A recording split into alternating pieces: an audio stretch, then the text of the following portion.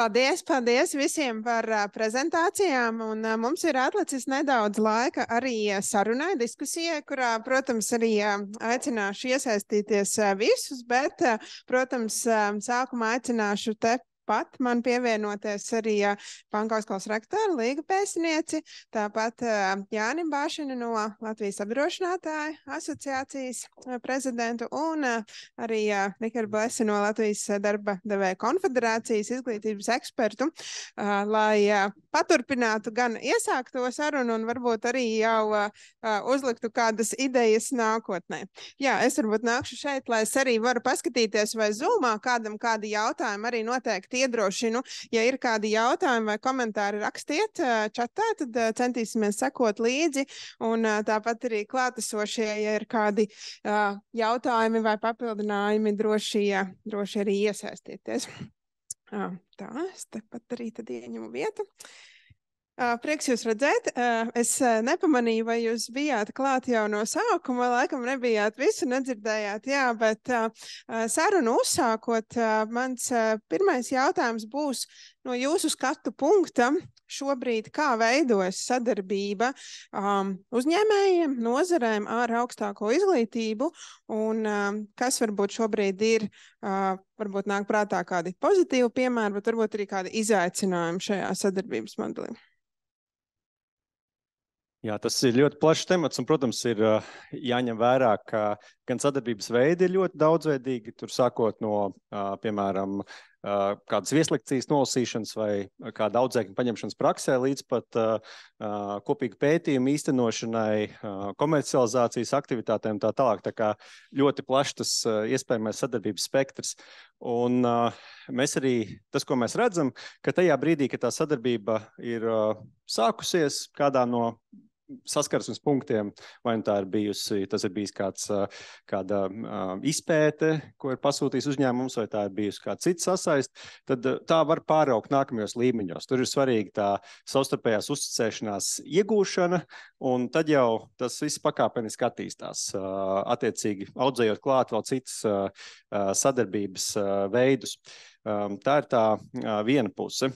Šeit, protams, tas viss ir ļoti atkarīgs no pašas gan izglītības iestādes, gan arī darba devēja vai uzņēmuma. Mūsu pieredzē svarīgi ir, vismaz arī cenšoties izzināt to situāciju nozarē, mēs redzam, ka ļoti svarīgs ir personīgais kontakts.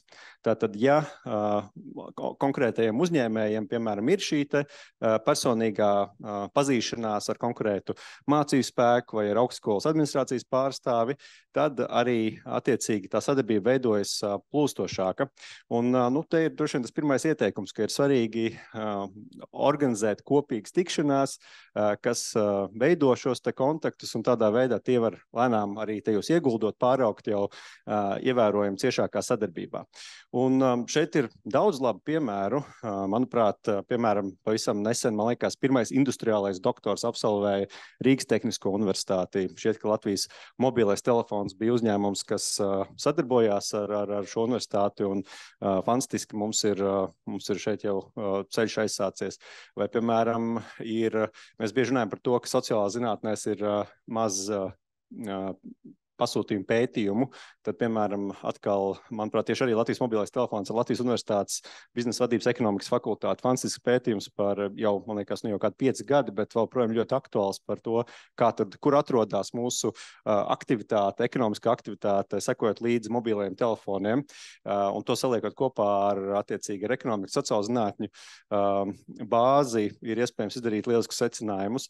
Un šeit tas ir stāsts par pētniecību. Otra puse, protams, sadarbība vienkārši studiju procesu ietvaros prakses. Kopš pagājušā gada ir iespēja īstenot arī darbvidē balstītas mācības augstākajā izglītībā, vēl gan gaidam ministra kabineta noteikumus no Izglītības zinātnes ministrijas. Un te ir atkal tāda ļoti praktiskāka sadarbība. Tā kā iespējas ir daudz, bet ir jāprot tās izmantot. Un, kā jūs teicu, situācija šeit ļoti atšķirās no gadījuma uz gadījumu. Un, jā, šeit tiešām tās pieredzes ļoti dažādas. Un jāņem vērā, ka mums nemaz nav tik daudz to lielo uzņēmumu. Un tajā brīdī, kad mēs ar viņiem arī runājam, tad bieži vien tā atbilde ir tāda, ka Reti kurš no mums lielajiem uzņēmumiem ir patiesībā var uzturēt pats savu to izpētes un attīstības šūniņu. Tātad finansē darbiniekus, kas tieši strādā uz izpēti un attīstību. Līdz ar to Latvijā ir īpaši būtiski, lai mums būtu stipri institūti, pie kuriem var vērsties un attiecīgi, vai augstskolas, pie kurām var vērsties un attiecīgi tajā brīdī, kad ir tā nepieciešamība, pasūtīt pētījumus. Jo nereti arī tāda liela uzņēmuma, kā tas pats Latvijas Finieris, piemēram, varbūt nevar veselu komandu šādu uzturēt, bet var uzturēt, teiksim, kādu cilvēku, kurš konstanti ir sadarbībā ar to akadēmisko, zinātnisko personālu, un tādā veidā to attīstību arī virza.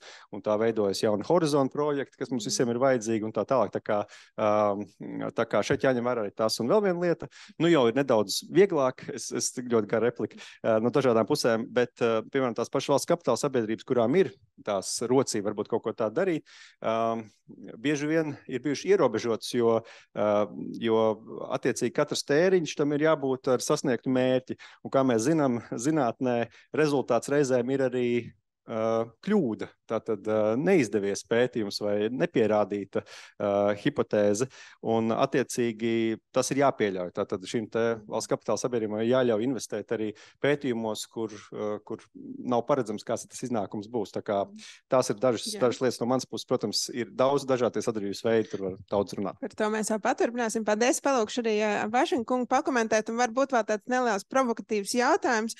Vai jūs jūtaties, ka jūs varat ietekmēt šobrīd augstāko izglītību Latvijā? Kāds ir šī brīža asociācijas, tā teikt, jauda ietekmē? Īsa atbilde, jā, varam. Garāka atbilde ir, teiksim, man ir pieredze gan esot ārā industrijā, teiksim, vadot kolektīvu, kurā ir vairāk 100 darbinieku, vai bija pat pārpa 1000, es noīsināju zem tā 1000, bet tas, ko LDDK kolēģis teica, jā, ka, ir grūti uzturēt, teiksim, pašiem iekšpusē to attīstību un plus vēl papildus grūtību, protams, var mēģināt tur katram vadītājam pateikt, ka 5% no laika tev jāvēl kaut kādai attīstībai. Bezcers. Trenkām viņš cik patīk, bet tāpat to ir diezgan grūti izdarīt. Tā kā līdz ar to no manas puses, vai teiksim, mana personiskā un arī asociācijas pieredze un to lielu uzņēmumu vadīšanas pieredze, kas man ir bijusi būtībā, tās ir ļoti vienkārši merkantīls intereses. Izmantojam apusēji izdevīgi studentus, izmantojam apusēji izdevīgi augstskolām labi, mums labi.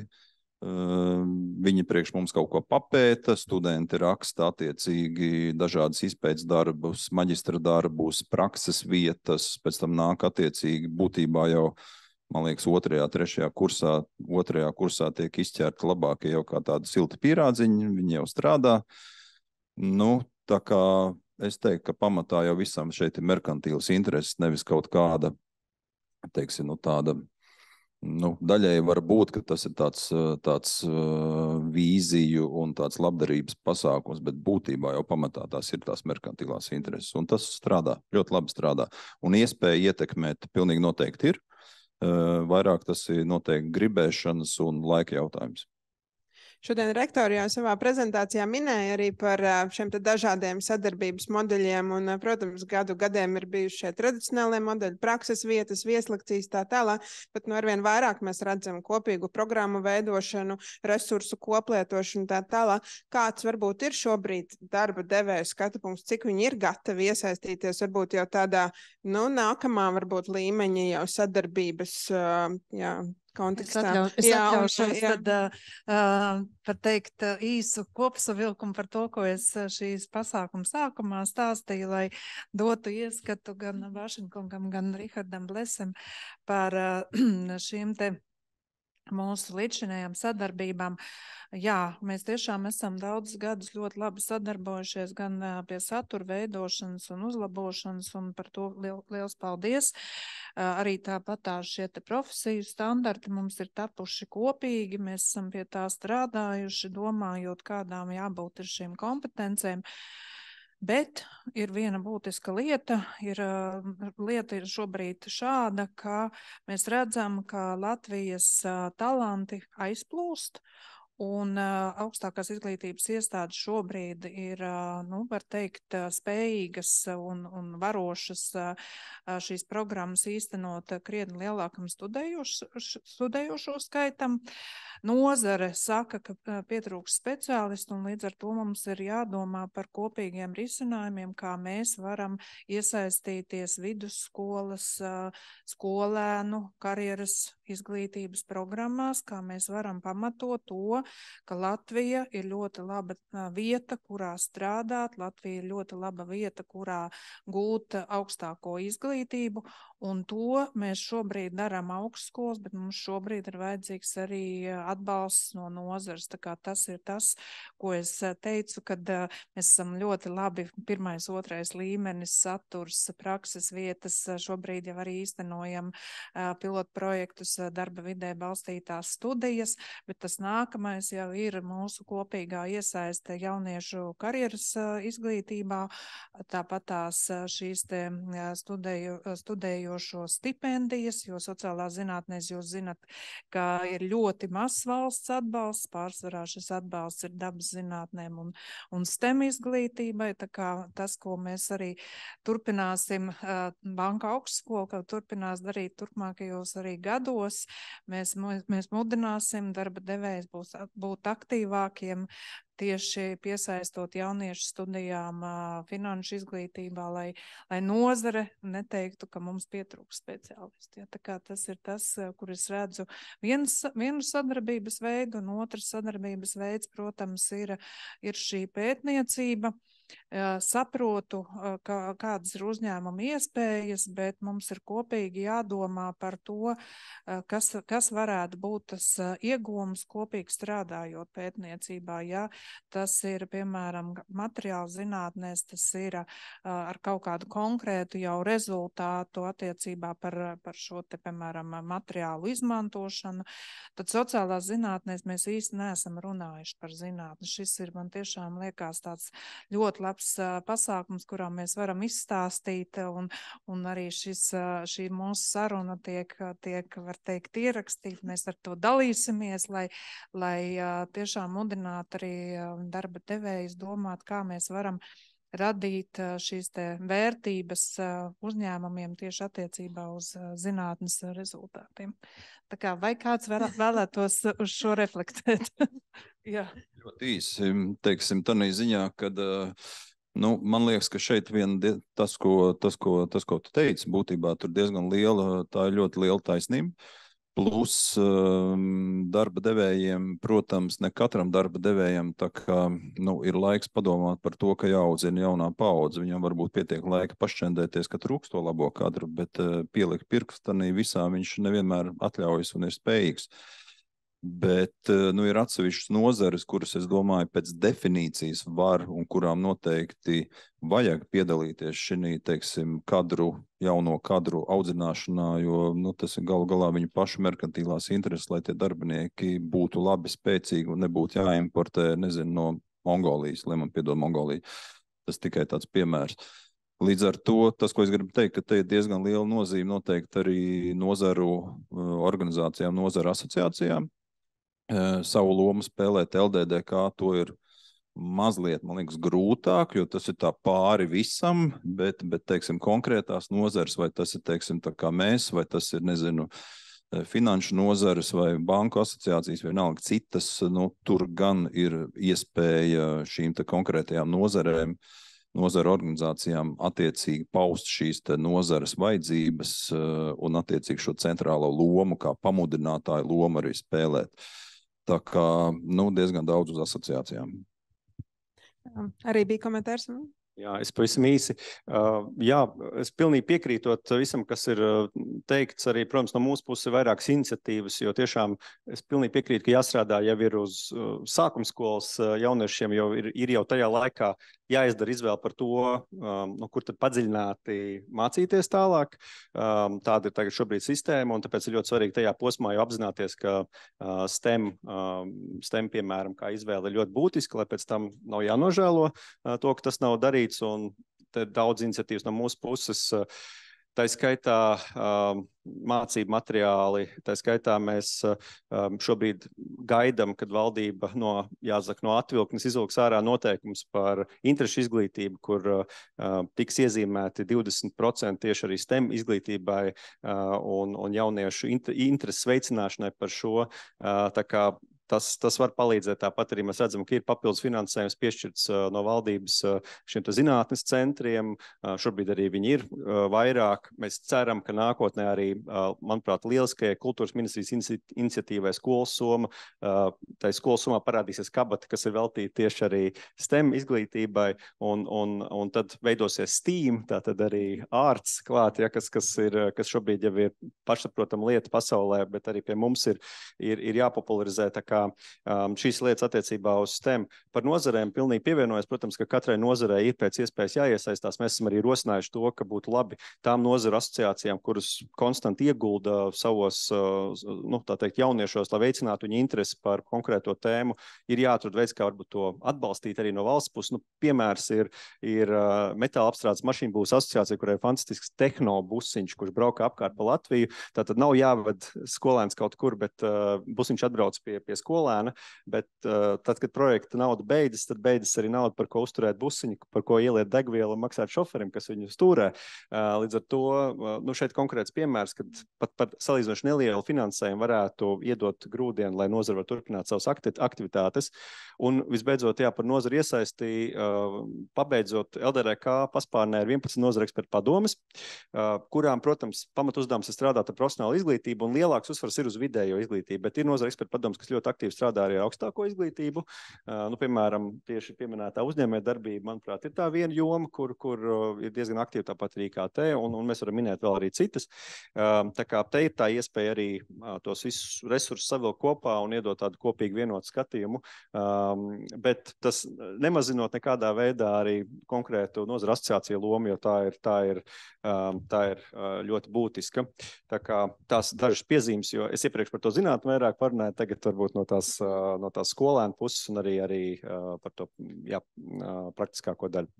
Tas, ko es dzirdu tādā būtībā tādā dabiskā veidā, jau arī veido šī sadarbības spirāle starp visām iesaistītajām pusēm un kaut vai skolas somas un skola iesaiste un kopumā sabiedrības iesaiste, un tad parādās arī ne tikai darba devējs, bet tur ir NVO, tur ir asociācija, tā ir augstskola, tur ir ministrija, un līdz ar to visu šīs puses ir. Inga savā prezentācijā minēja par to dzinējspēku. Kā ir šajā modelī, kas tad ir tas dzinējspēks un vai tas šobrīd ir un vai kas varbūt būtu jādara vai kādā veidā tas jāvirz uz priekšu aktīvāk varbūt?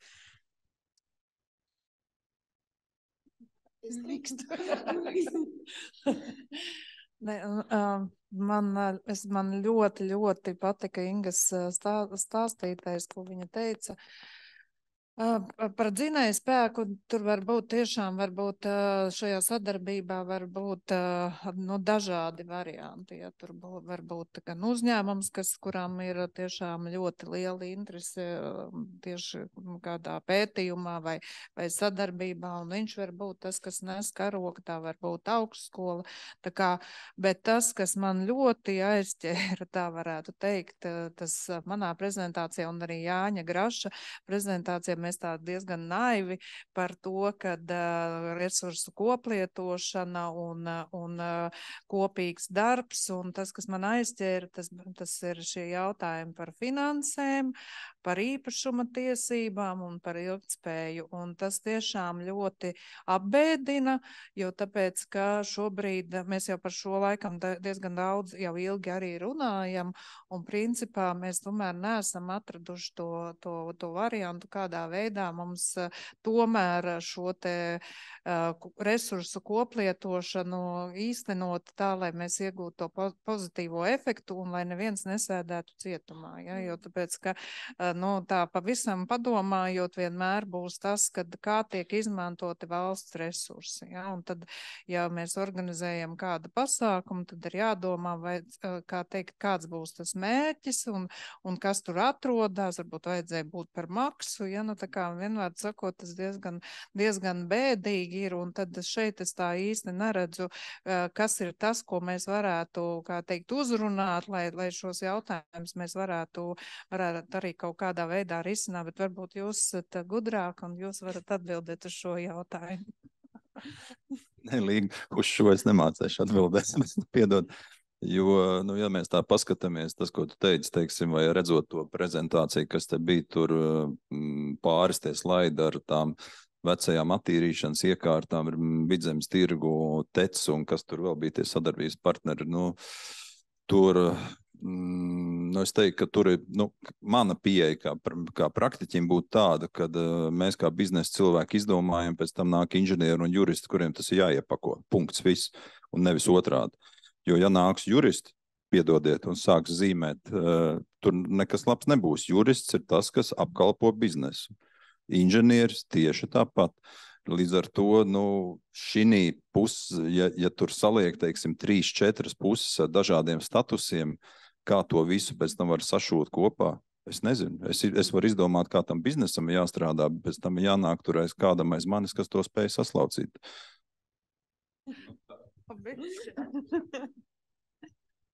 Jā, diemžēl man nesnāca dzirdēt iepriekšējo prezentāciju.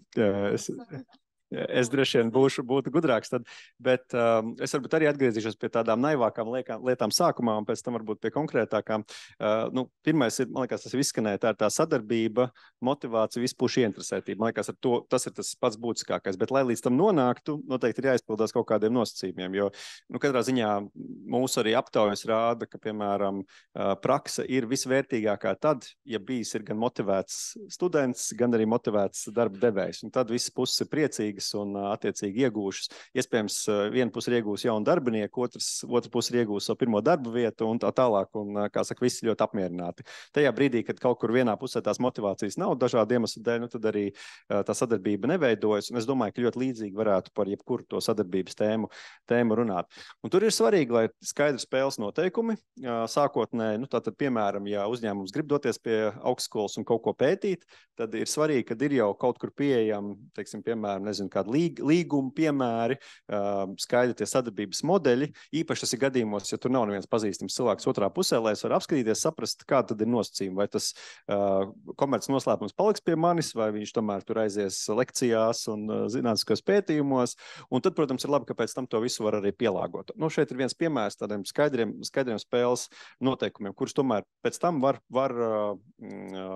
kā saka, pielāgot konkrētajai vajadzībai jau tālākā sarunā. Pēc iespējas mazāk birokrātija. Nu, tas ir atkal pa visu perimetru par to var runāt. Nu, man liekas, kliedzoši piemēri tie paši iepirkumi zinātniskajām institūcijām, kad, lai varētu iepirkt konkrētus tur, nezinu, reaģentus, lai varētu veikt to pasūtījumu izpēti, ir jāgaida tur 3 mēneši, piemēram, vai vēl vairāk. Un tajā brīdī jau tam pasūtītājiem sen jau vairs tā vajadzība vairs nav, vai viņš to ir atradis kā īstenot kaut kur citur. Nu, šeit arī vēl viens piemērs. Vēl viens piemērs. Es ļoti ceru, ka Finanšu ministrija mums būs sadzirdējusi, bet mēs šobrīd kopā arī ar augstskolām virzam iniciatīvu par to, lai ar iedzīvotāju ienākumu nodokli neapaliek to naudu, ko darbdevējs iegūt savos darbiniekos, viņiem iegūstot augstāko izglītību, kā arī par stipendijām, kas tiek maksāts jauniešiem, tur, teiksim, pusotras mēneša minimālās algas apmērā augstākajā izglītībā. Nu, ļoti grūti ir pārliecināt. Tiek saskatīts varbūt kaut kāda arī, es nezinu, potenciālā krāpšanās, ka, teiksim, darba devēja tagad savus bērnus sūtīs un viņiem tiks apmaksāta izglītība. Un tad man liekas, ka nu, tā fiskālā ietekme ir tik ļoti neliela tajā visā, un tas, ka cilvēks iegūst augstāku izglītību, ir iegūms mūsu valstī. Nu, tā vai citādi, bet tas būs iegūms. Tā būs iespēja tam cilvēkam radīt lielāku pievienoto vērtību, gal galā samaksāt arī vairāk nodokļos pēc tam valstī. Tad liekas, nu, kāpēc jārada papildus birokrātija, kāpēc jāliek kādi kritēriji, ka tur cilvēkam 3 gadu pēc tam jāatstrādā vai tur 30% jāsadz pašam no tās maksas. Mūsuprāt, jāpadara tas viss maksimāli vienkāršāk. Šobrīd jau ir, piemēram, darba likumā iespēja katram darbdevējam ar savu darbinieku vienoties, kā, piemēram, viņš tur apmaksā, ja viņš dodas prom no darba šo ieguldījumu vai kā citādi. Tādi mehānismi jau ir, bet tie ir jāatstāj starp darbinieku un darbdevējiem. Tieši tāpat tie mehānismi ir jāatstāj starp augstskolu un piemēram, pasūtījumu pētījumu īstenotāju vai starp kādu citu pusi.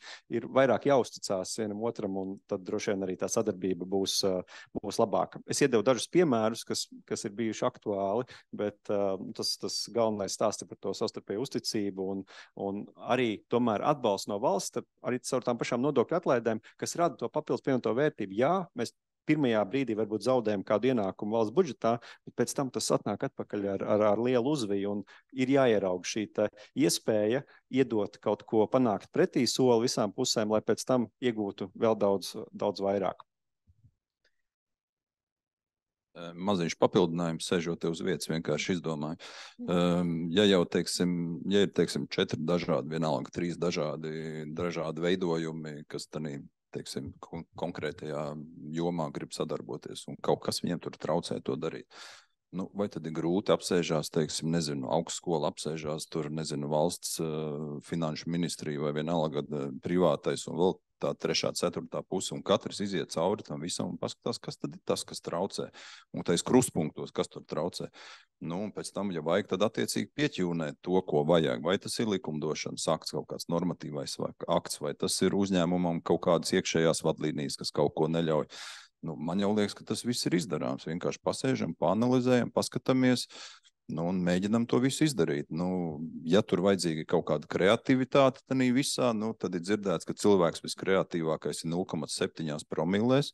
Nu, tad lūdzu, pudele vīna pie visa klāta un sēžam un domājam. Ceru, ka tāda iespēja būs.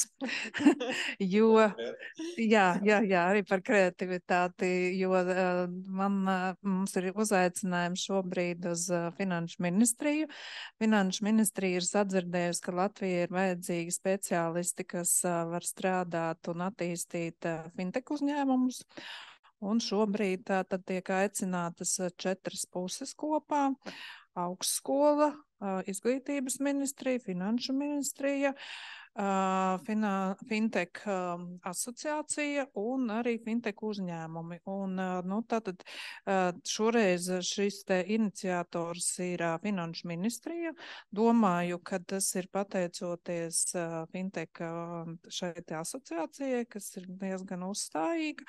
Un šobrīd es ļoti ceru, ka mums izdosies atrast šos te kopsaucējus, tāpat tās šķēršļus, kurus ir jānovērš. Un tā kā ļoti ceru, ka šī te nozare iegūs speciālistus ar valsts atbalstu un tieši šādā veidā 4 pusēm sadarbojoties. Bet, nu, tad turiet lūdzu īkšķis, lai tas tā notikt.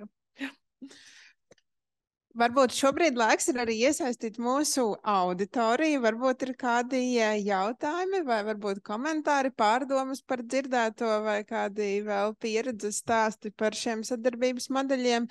Es laikam redzu, ka Zoom mums pagaidām nav nekādu laikam jautājumu. Varbūt šeit klātienē.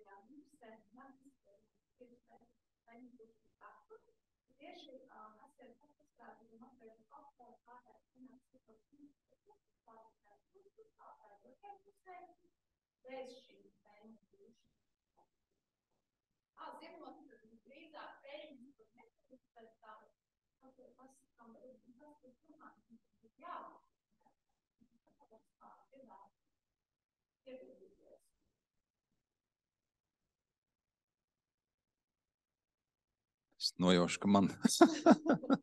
Jā, nē, nu, tā kā es teicu, tās intereses sev ir ļoti vienkāršas un samērā merkantīlas komercsektoram. Nu, tur ir vairākas. Pirmkārt, teiksim, izpēte, tā vienmēr kaut ko dod. Nu, viens, protams, ir uzņēmumi, līdz ar to ir ieinteresēti kaut ko izpētīt, nu, kur vēl labāks pētniecības instruments kā augstskolas un studenti. Otrais, protams, kad nozarēm un arī uzņēmumiem interesē kadri.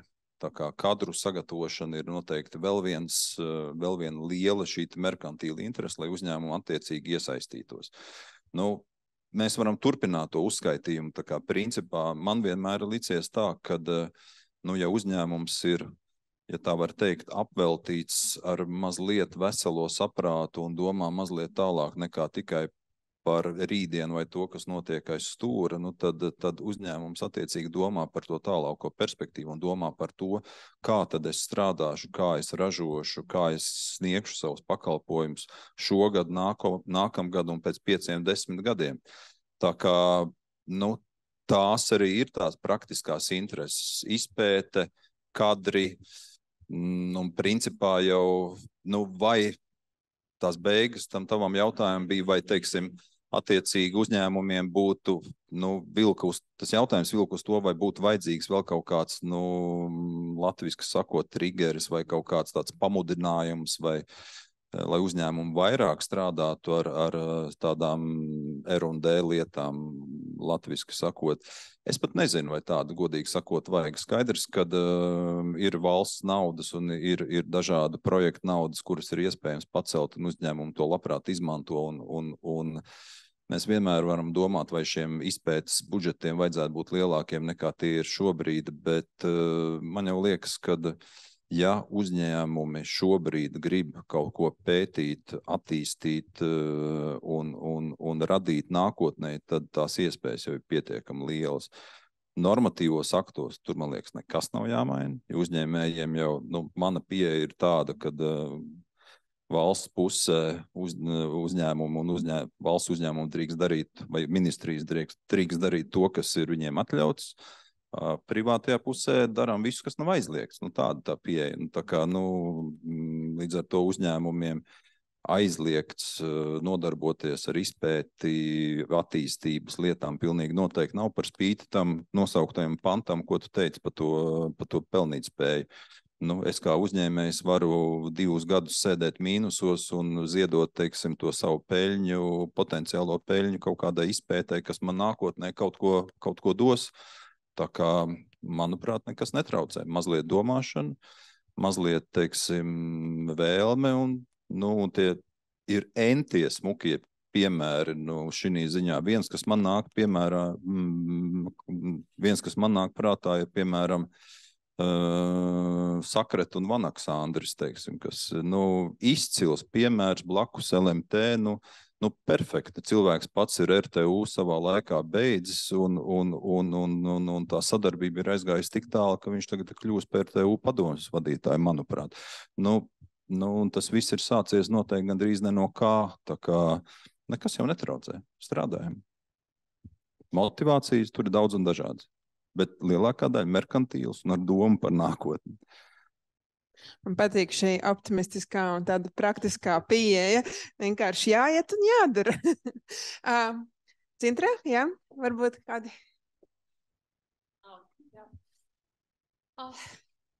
Paldies diskusijas dalībniekiem. Protams, ka mēs esam uz viena viļņa un Vai mēs runājam par merkantīlām interesēm vai kā citādi, ir skaidrs viens, ka mēs investējam to dārgāko, kas mums ir, un tā ir nākotnes investīcija, vai tas ir laiks, vai tie ir mūsu līdzekļi, vai tās ir mūsu zināšanas, vai tas ir tas, ko mēs, protams, prasmes ieguldam tālāk, lai būtu šī atgriezniskā saite. Jā, protams, izglītot inteliģenti cilvēki izliekās, ka par naudu nerunāsim, bet viss, protams, balstās uz to, ka kapitālu ilgtspējīgā sabiedrībā, labklājībai mums ir jānodrošina.